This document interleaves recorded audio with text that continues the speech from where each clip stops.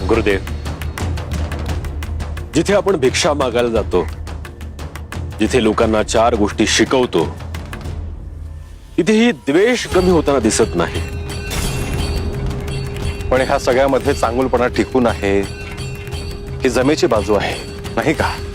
निश्चितच आहे गुरुदेव, परंतु लोक एकमेकांना संपवण्यापर्यंत विचार करू लागले आहेत.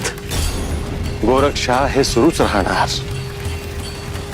सत्य असत्य, धर्म अधर्म, चांगलं वाईट याचा संघर्ष आदि अनादि काळापासून सुरू आहे आणि सुरूच राहणार आहे.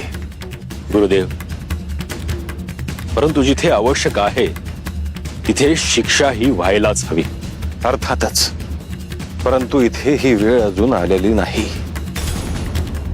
जर समजावून सांगून सुद्धा परिस्थिती सुधारली नाहीच तर हातात शस्त्रही घ्यावीच लागतील.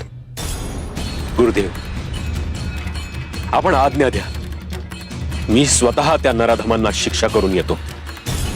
योग्य वेळ आली की मी तुला सांगणारच आहे.